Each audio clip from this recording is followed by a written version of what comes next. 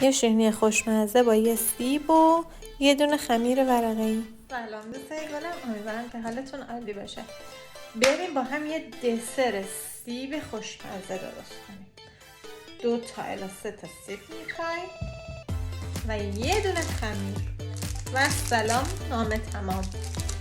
حالا من به سیبا خب خود دارچینم میزنم. اگه دوست داری بزن، دوست نداری نزن، ولی چی از دارچین خوشمزه تر؟ برو بریم. سیبا رو پوست میگیرم،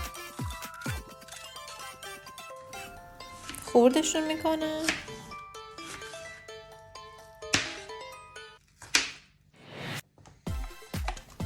یکم روغن میریزم داخل مایته و سیبا رو بهش اضافه میکنم.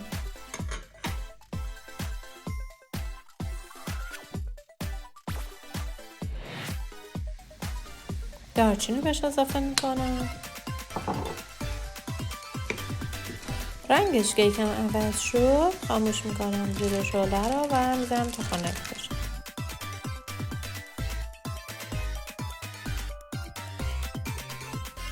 خمیر رو برش میزنیم. از موادمون یعنی همون سیبمون رو برمیداریم، میریزیم وسط اون برش خمیری که زده بودیم اندازه مربعای کوچیک و با خودش پیچش میکنیم.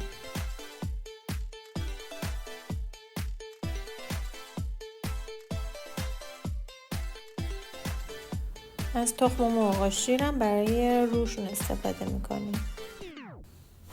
میره داخل فرن با دمای 180 درجه به مدت 20 تا 25 دقیقه. اینو من رخ کارمون، درست کن لذت ببر.